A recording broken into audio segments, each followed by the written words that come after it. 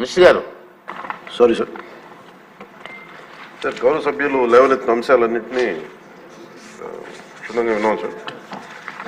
ముఖ్యంగా green Visakha programme సంబంధించి ఒక 40 లక్షల మొక్కలు నాటడం జరిగింది అధ్యక్ష, 7,000 ఎకరాల్లో అప్రాక్సిమేట్గా. ఇది 2012లో ప్రారంభమైంది, 2021లో ఎండ్ అయింది. ఇది అన్ని industrial establishment, HPCL steel plant, Coromandel port trust, NTPC, Gangavaram port, వీళ్ళందరూ భాగస్వామ్యులు అధ్యక్ష దీంట్లో. అలా ఇందాక గౌరవ సభ్యులు లేవనెత్తింది pollution zonal office is existing అధ్యక్ష. అది దానికి జాయింట్ చీఫ్ ఇంజనీర్ వర్క్ చేస్తున్నారు అలాంగ్ విత్ రీజనల్ ఆఫీస్. కానీ ఒక్క అంశం ఆయన లేవనెత్తిన అంశంలో ఒకటి రెగ్యులర్గా నేను కూడా వింటా ఉన్నాను.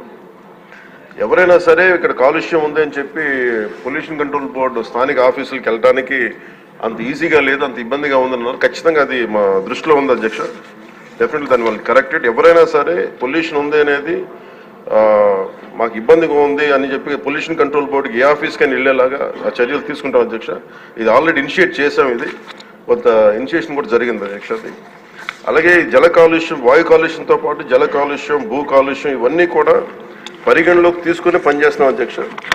ఈరోజు క్వశ్చన్ అవర్ కాబట్టి అన్ని అంశాలకి నేను సమాధానం కొంచెం క్షుణ్ణంగా మేము ఒక అవగాహన చేసుకొని ఇంకొంచెం దీని మీద ఒక కార్యాచరణ రూపొందించి సదరు గౌరవ సభ్యులకి మీ దృష్టిలో పెడతానండి.